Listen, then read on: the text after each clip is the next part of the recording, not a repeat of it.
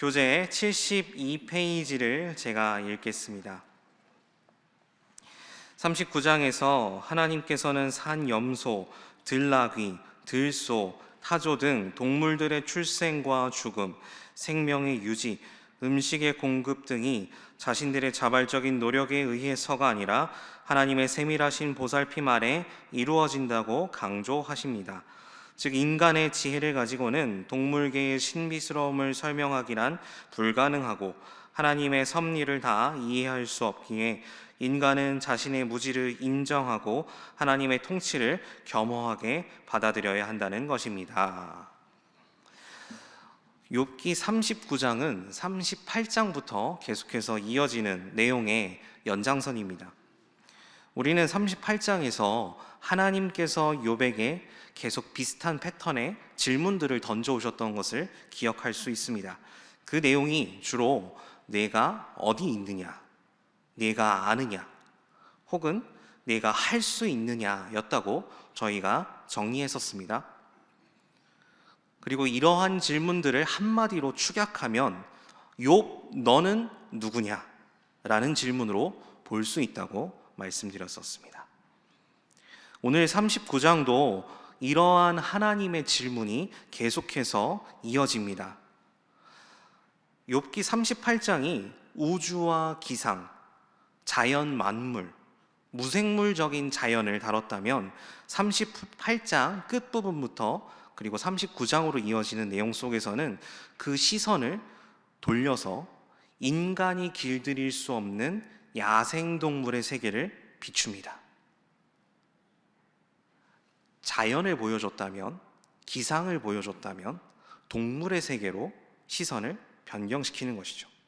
38장 39절 40절을 제가 읽어드리겠습니다. 네가 사자를 위해서 먹이를 사냥하겠느냐? 젊은 사자의 식욕을 채우겠느냐? 그것들이 굴에 엎드리며 숲에 앉아 숨어 기다리느니라. 38장에서 자연의 변화를 다루시는 하나님의 모습만으로도 충분히 경이롭고 놀라웠습니다. 욥도 놀랐고 말씀을 읽는 우리도 하나님의 전능하심을 느낄 수가 있었어요. 동물들로, 생명체들로 그 시선이 변화하면서 우리는 조금 더 인간과 밀접한, 인간과 동물 사이에, 생명 사이의 관계를 조금 더 깊게 생각하게 됩니다. 인간은 동물을 잡아먹습니다. 또 키우기도 합니다. 성경을 잘 아시겠지만 아브라함을 비롯해서 이스라엘 민족들도 목축을 하는 사람이었습니다.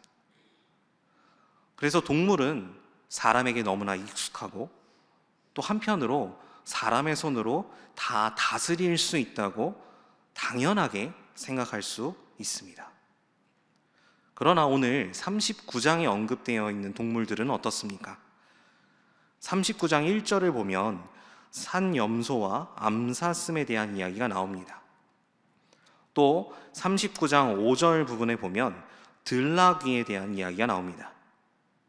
그리고 9절은 들소에 대한 이야기가 나옵니다.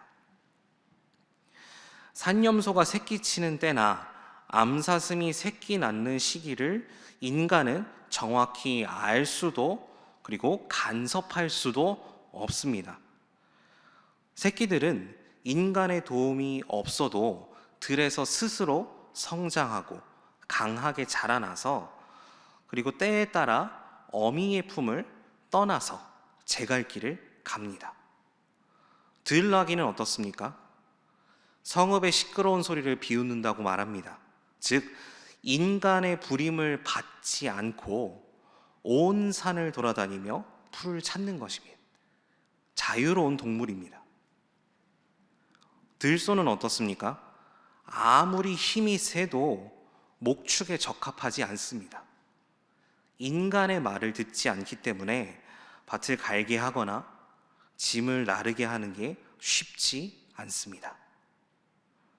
하나님께서 인간을 창조하시면서 생육하고 번성하여 땅의 모든 것을 다스리라 라고 말씀하셨지만 그것이 모든 동물을 인간 마음대로 해도 된다는 뜻은 아닙니다.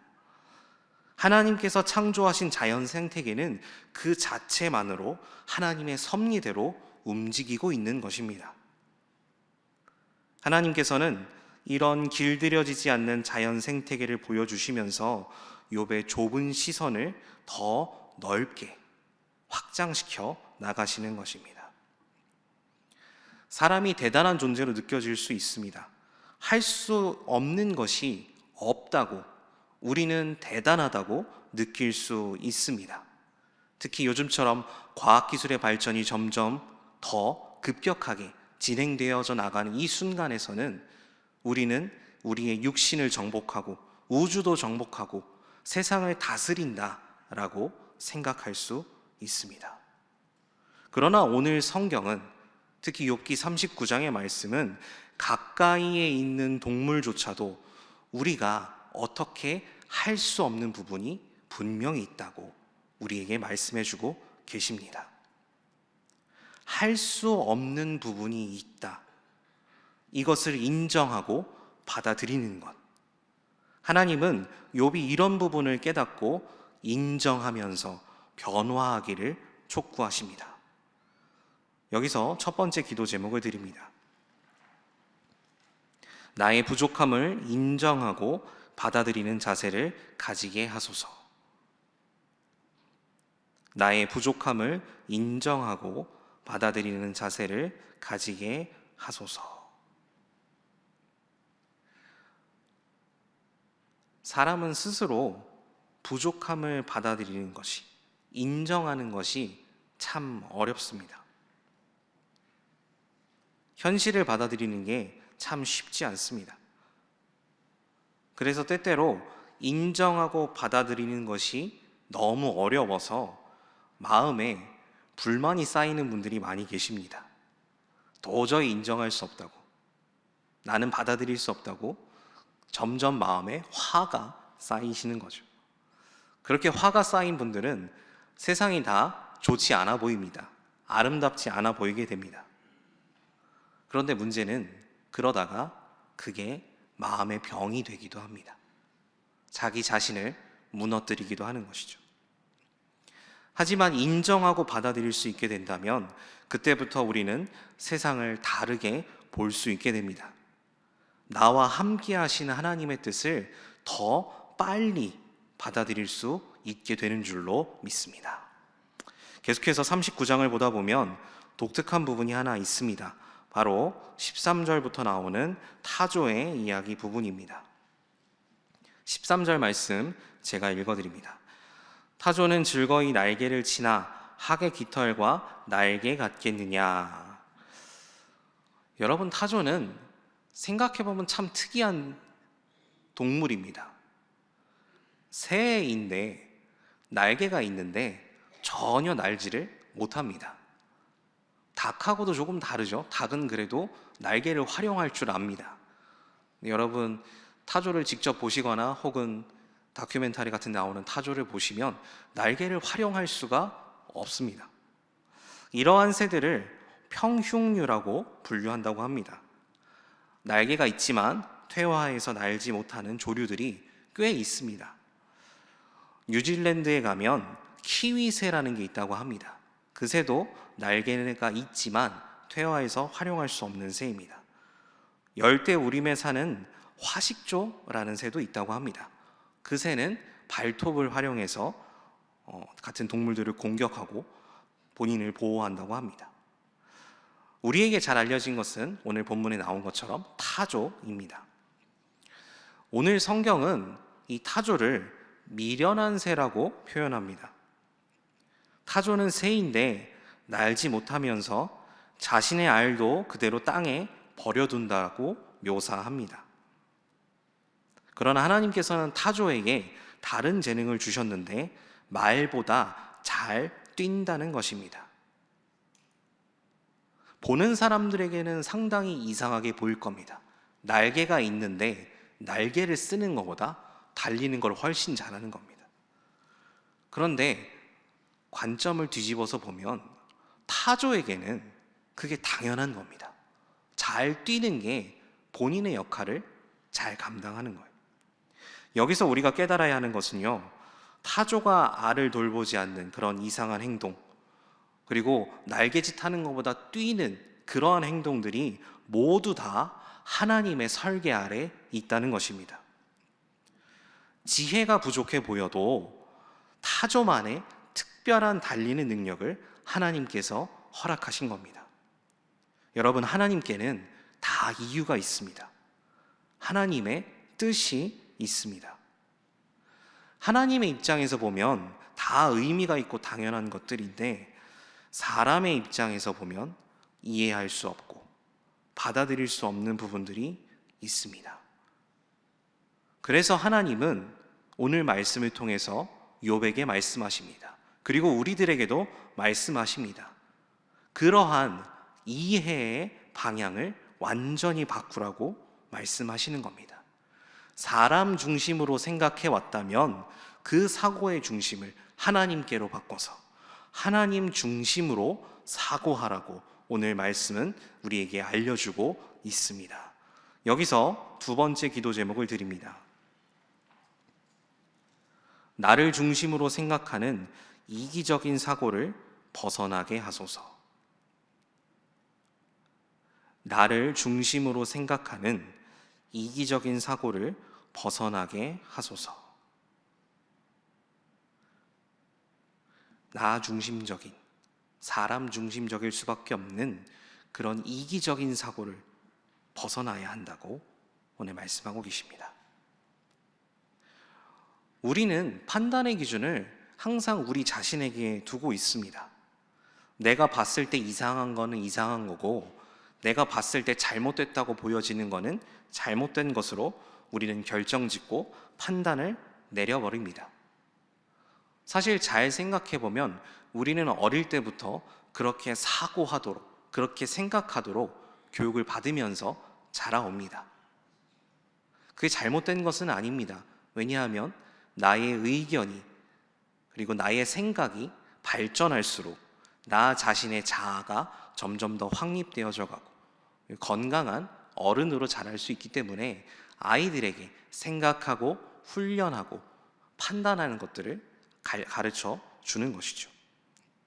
그런데 문제는 이 부분이, 이러한 나 중심적인 사고가 너무 단단하게 우리들 가운데 자리 잡혀 있다라는 겁니다. 그래서 점점 나이가 들면 들수록, 혹은 나의 생각이 점점 확고해지면 확고해질수록 다른 누군가의 의견이 개입하기가 어려워져요. 흔히들 말하는 대로 어른이 되고 나서는 성격을 바꾸기가 어렵다라는 표현이 사실 여기에서 등장하는 겁니다. 욥도 그랬어요. 욥의 고난, 그 누구도 이해할 수 없는 고난, 욥만이 알 수 있는 고난이었지만 사실 욥의 친구들이 이야기하는 부분을, 엘리후가 이야기하는 부분을 욥은 조금도 받아들이지 못했습니다. 누군가의 의견이 욥의 마음에 들어올 그런 여지가 욥에겐 없었던 것이죠. 너무나도 자기 중심적으로 판단했기 때문에 하나님께서는 그래서 욥에게 계속해서 이야기하시는 겁니다. 욥으로 하여금 계속 깨닫게 만들어 가시는 겁니다. 욥, 너 자기 중심적으로 생각하던 사고관념을 바꿔야 한다.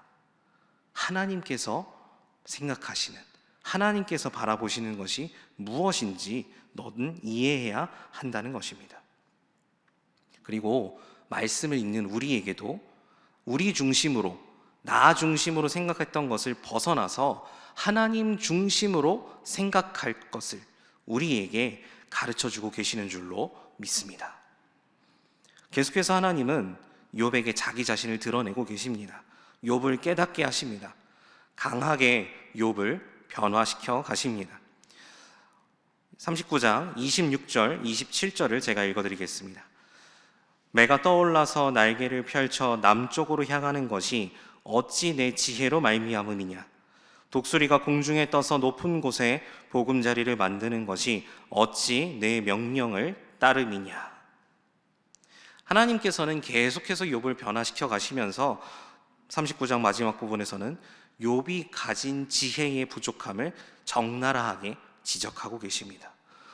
어떻게 보면 욥을 계속 몰아붙이시는 것처럼 보여요. 그렇다면 하나님이 욥을 괴롭히시는 겁니까? 그렇지 않습니다. 어떻게 해서든지 욥을 변화시키기 위해서 욥을 가르치시는 강한 하나님의 가르침인 줄로 믿습니다. 자기 중심적인 사고에서 우리는 벗어나야 한다고 말씀을 드렸습니다. 그런데 안타깝게도 인간은 스스로 변화하는 것이 참 어려워요. 스스로 자기를 바꾸는 것이 너무나 힘듭니다. 연약하고 부족한 존재이기 때문입니다. 그럴 때 하나님은 우리에게 강하게 역사하셔서 우리가 변화할 수밖에 없는 상황 가운데 우리들을 몰아 넣으실 때도 있는 것입니다. 여기서 세 번째 기도 제목을 드립니다. 우리를 변화시키는 하나님을 만나게 하소서. 우리를 변화시키는 하나님을 만나게 하소서. 변화시키는 하나님. 이 변화가 우리에게는 가장 큰 축복인 줄로 믿습니다. 사람은 그대로 멈춰 있으면 안 됩니다. 이대로가 좋사오니, 내 삶 그대로가 좋사오니 우리들은 안주하고 멈춰 서려고 할 때가 있습니다. 아니면 때때로 과거를 회상하면서 예전이 좋았다, 내가 젊었을 때가 좋았지, 특히 육체가 노쇠감에 따라서 젊은 날을 그리워하시는 분들도 많이 계십니다. 당연히 그럴 수 있고 지난 날을 추억하는 것도 참 아름다운 일입니다. 그러나 하나님께서 시간을 흘러가게 만드신 것처럼 하나님께서는 우리가 멈춰 있지 않고 계속해서 변화해 가도록 만드시는데, 그 이유는 우리가 하나님의 백성에 알맞게 성장할 수 있도록 하나님의 백성에 어울리는 사람이 되어가게 만드시는 그러한 목적을 가지고 우리를 계속해서 변화시켜 가시는 줄로 믿습니다. 언제까지일까요? 인생의 마지막 순간까지, 우리가 주님 만나 뵙는 그 순간까지 우리의 믿음을 계속해서 키워가시고 우리의 지혜를 점점 넓혀가시고 우리를 거룩하게 만들어 가시는 줄로 믿습니다. 주님 안에서 주님이 원하시는 자로 우리를 만들어 가시는 이것이 바로 성화의 과정입니다.